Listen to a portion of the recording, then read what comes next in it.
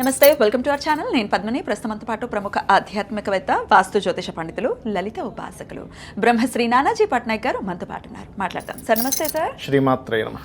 Sir, తులారాశి వారికి శని వక్రగతి ఎటువంటి ఇంపాక్ట్ ని చూపిస్తుంది సార్? తులవారికి గనక చూసుకున్నట్లయితే ప్రధానంగా ఇక్కడ 6వ భావంలో ఉండే శని వక్రిస్తున్నాడు. వక్రించి పంచమంలో ఉండే రాహువు వైపు ప్రయాణం చేస్తున్నాడు. కాబట్టి ఇక్కడ ఏంటంటే ఫస్ట్ ఆఫ్ ఆల్ ఈ ఎప్పుడైతే తులా వారికి 12వ స్థానంలో కూడా శుక్రుడు నీచబడి ఉంటున్నాడో దాని మీద శని దృష్టి ఉంటుందో, ఇక్కడ 6లో ఉండే శని వక్రించడం వల్ల ఏమిటి అంటే బెనిఫిట్ ఒకటి ఉంది. ఇక్కడ 6లో శని ఉంటే న్యాచురల్గా మంచిది, కానీ వక్రించినప్పుడు ఏంటంటే గతంలో చేసిన లోన్స్ క్లియర్ చేసుకోవడానికి ఇక్కడ ఒక స్కోప్ ఇస్తున్నాడు అనేటువంటిది మనం అర్థం చేసుకోగలగాలి. కాకపోతే కొంచెం ఇమ్యూనిటీ తగ్గుతూ ఉంటుంది 5వ స్థానం వైపు వస్తున్నప్పుడు శని. కొంచెం నర్వ్ రిలేటెడ్ ఇష్యూస్ రావడం, హెల్త్ పరంగా చూసుకుంటే ఇట్లాంటివి ఉంటూ ఉంటాయి. కాకపోతే ఈ ఆగస్ట్ ఎండింగ్ వరకు మాత్రం ఎటువంటి కొత్త ఇన్వెస్ట్మెంట్స్ చేయొద్దు. ఇన్సూరెన్సెస్ రిలేటెడ్ సంబంధించినవి నెగ్లిజెన్సీ చేయకూడదు. Because of 1 and 8th lord. వాహనాల మీద అతివేగం పనికిరాదు. ఇవి ప్రధానంగా వీళ్ళు జాగ్రత్త వహిస్తూ ఉండాలి. కాకపోతే వీళ్ళకి ఏంటంటే కొంచెం ఈ ఆగస్ట్ ఎండింగ్ వరకు కూడా తండ్రి ఆస్తి విషయంలో కూడా కొన్ని తప్పుడు నిర్ణయాలు తీసుకుంటూ ఉంటారు. జాగ్రత్తగా ఉండాలి. ఆగస్టు మీకు ఎండింగ్ తర్వాత తండ్రి ఆస్తి కలిసి రావడము కొంచెం, ఎందుకంటే లగ్నంలోకి శుక్రుడు వస్తున్నాడు కానీ న్యాచురల్ తన ఓన్ హౌస్, అది ఓన్ హౌస్లోకి వస్తున్నది. కొంత కంఫర్ట్స్ లెవెల్స్ ఇవన్నీ కూడా మార్పు వస్తాయి వీళ్ళకి. బట్ ఆగస్ట్ దాటాలి. ఆగస్ట్ దాటితే చాలా బాగుంటుంది. వీళ్ళు ఎక్కువగా దుర్గాదేవిని ఎంత స్మరిస్తూ ఉంటే కూడా అంత బాగుంటుంది.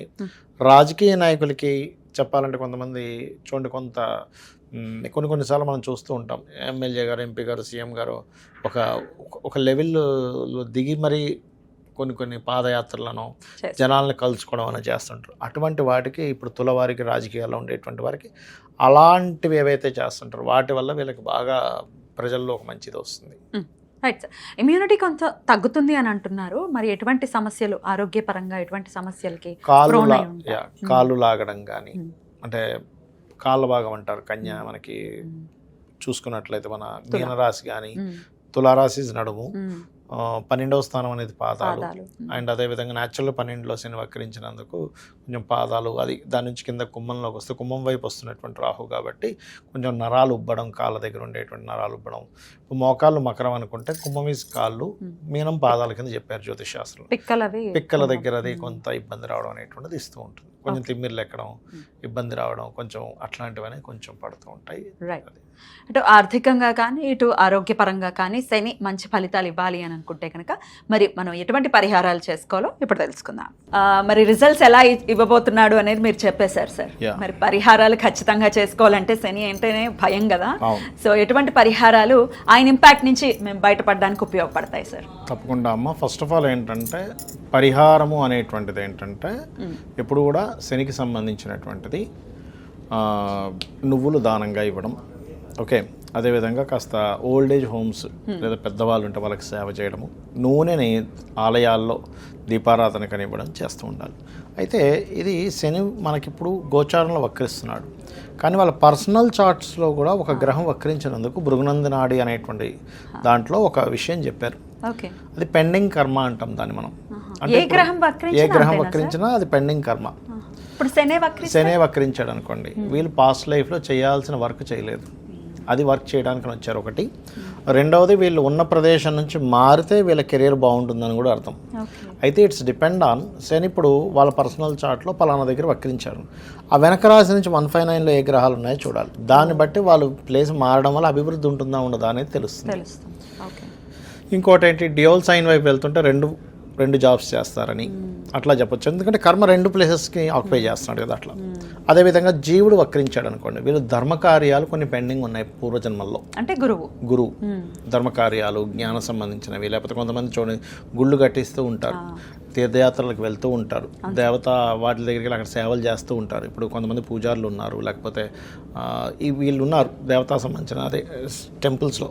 వాళ్ళందరూ కూడా పాస్ట్ లైఫ్లో కొంత కర్మ బ్యాలెన్స్ ఉంది వారికి, లేకపోతే అంత ఈజీగా రాదు అది. అదేవిధంగా కొంత ఉపాసనలు చేసేవారు, అవన్నీ కూడా జూపిటర్ వక్రించినందుకు వాళ్ళు చేస్తే క్లియర్ అవుతుందని అర్థం. అలాగే మెర్క్యూరీ రిట్రో అనుకోండి, వీళ్ళు నాలెడ్జ్ షేరింగ్ చేయాలి. నాలెడ్జ్ షేర్ చేస్తేనే వీళ్ళకి ఈ జన్మ క్లియర్ అవుతుంది, అదర్వైజ్ అవ్వదు. మీరు గమనించవచ్చు, ఇవి చేస్తూ ఉంటే వీళ్ళ లైఫ్లో అభివృద్ధి కూడా ఉంటుంది. అంటే వీళ్ళు అరువు పెరగకుండా వర్క్ చేస్తున్నారు శని వక్రగతి వాళ్ళకి బాగుంటుంది లైఫ్. అదేవిధంగా దేవతా క్షేత్రాలు వెళ్ళడం చేస్తున్నారు, వీళ్ళ లైఫ్ అక్కడ నుంచి స్టార్ట్ అవుతుంది బాగుండడం అనేది.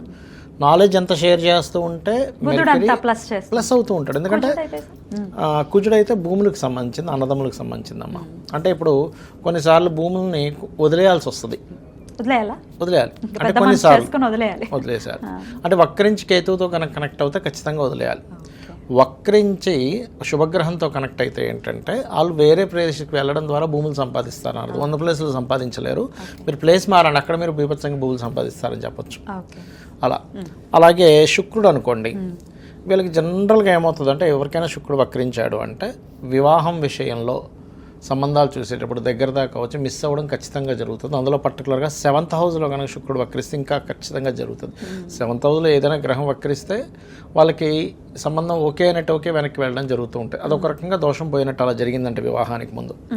అలాగే వీళ్ళకి లగ్జరీ ఫైనాన్స్ సంపాదన లగ్జరీ అంతా కూడా వేరే ప్రదేశానికి వెళ్ళడం వల్ల బాగుంటుందని కూడా చెప్పొచ్చు. అయితే ఇక్కడ ఏంటంటే అది స్త్రీ జాతకం అనుకోండి, ఇంకా ఖచ్చితంగా స్త్రీమూర్తికి మార్పు వల్ల బాగుంటుందని చెప్పాలి. కాకపోతే ఇక్కడ ఏంటంటే ఎప్పుడైనా ఏదైనా గ్రహం వక్రించినప్పుడు, ఉదాహరణకి ఇప్పుడు వృషభంలో ఉండి శని వక్రించాడు, అప్పుడు నీచం వైపు వెళ్తుంది. అదే వృశ్చికంలో ఉండి వక్రించాడు, ఉచ్చం వైపు వెళ్తుంది. అంటే అది ఏ స్థానంలోకి వెళ్తుంది ఈజ్ మోస్ట్ ఇంపార్టెంట్. అంటే అది ఉచ్చమా నీచమా, ఫ్రెండ్లీ సైన్లోకి వెళ్తుందా, ఎనిమీ సైన్లోకి వెళ్తుందా, న్యూట్రల్గా ఉండే సైన్లోకి వెళ్తుందా ఈజ్ మోస్ట్ ఇంపార్టెంట్. రెండో విషయం ఏంటంటే అది వక్రించినప్పుడు అక్కడి నుంచి 159, అంటే ఉదాహరణకి మిథునంలో ఉండగా వక్రించింది, అప్పుడు అది వృషభం వైపు వస్తూ ఉంటుంది. వృషభము, కన్య, మన మకరము, కన్య, ఈ 3 రాసుల్లో ఏ ప్లానెట్స్ ఉన్నాయనే దాని మీద ఆధారపడి ఉంటుంది దాని రిజల్ట్ అనేది. చాలా పెద్ద క్యాలిక్యులేషన్, చాలా క్యాలిక్యులేషన్. కానీ మీకు దానివల్ల రిజల్ట్ ఖచ్చితంగా మీరు అది పాటించడం వల్ల మీకు రిజల్ట్ వస్తుందమ్మా.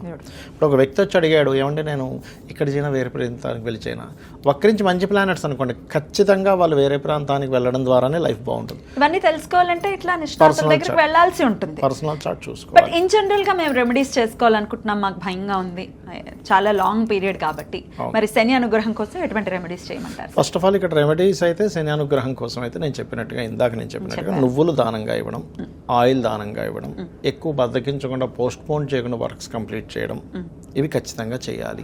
ఎప్పుడెప్పుడు దానం ఇవ్వమంటారు? శనివారాలు ఇవ్వాలమ్మా ఒకటి. రెండవది శని వక్రగతి ఉంది అంటే ఫస్ట్ ఆఫ్ ఆల్ వాళ్ళు అర్థం చేసుకోవాల్సింది, వాళ్ళ కిందన పనిచేసే వాళ్ళని ఎక్కడా కూడా హీనంగా చేయకూడదు. ఎందుకంటే వాళ్ళకి సేవ చేయడానికి పుట్టాడు ఈయన. మళ్ళీ సమ్ వర్క్, ఇంకా పోయిన జన్మలో మనకు మంచి జాబ్ ఇచ్చాడు బాసు, కానీ మనం ఏదో తూతూ మంత్రంలా చేసి వెళ్ళిపోతున్నాం, అదంతా కూడా పెండింగ్ వర్క్, మళ్ళీ పెండింగ్ కర్మ. ఇప్పుడు అనుకుంటా ఏముందిలే బాస్ చూడట్లేదు, ఇక్కడ సీసీ క్యామ్స్ లేవు, మనం వాడిందే ఆడ పాడిందే పాట అనుకుంటే కాదు. అది ఎవ్రీథింగ్ ఈజ్ కౌంట్స్. ప్రతిదీ మీకు చూసేవాడు ఒకడు ఉన్నాడు, ఒకటేంటి 5 ఉన్నారు, 5 కెమెరాలు పెట్టాడు ఆ ఒక్కడు. ఆ ఒక్కడు 5 కెమెరాలు పెట్టాడు అనమాట. సూర్యుడు, చంద్రుడు, కంటి దగ్గర ఉండే దేవతలు, చెవుల దగ్గర ఉండే దేవతలు అని కొంతమంది ఉంటారు.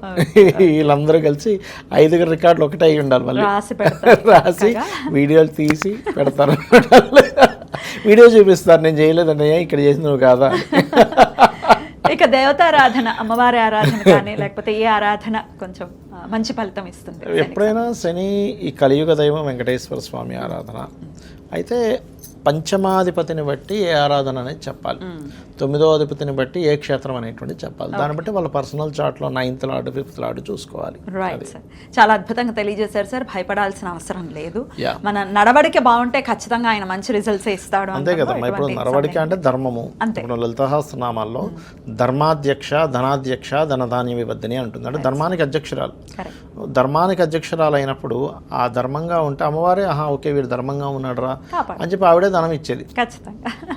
అద్భుతం సార్, చాలా వివరంగా మాకు తెలియజేసినందుకు కృతజ్ఞతలు సార్. నమస్తే. శ్రీమాత్రే నమః.